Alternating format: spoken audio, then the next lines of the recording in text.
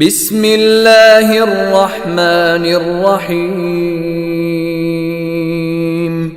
اقرأ باسم ربك الذي خلق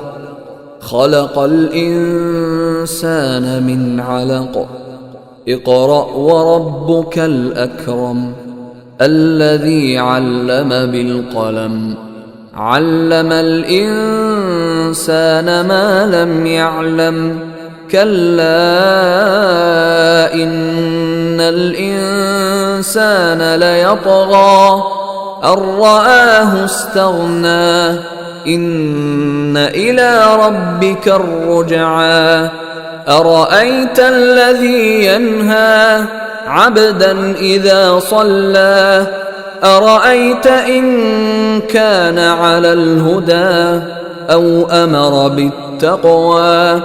أرأيت إن كذب وتولى ألم يعلم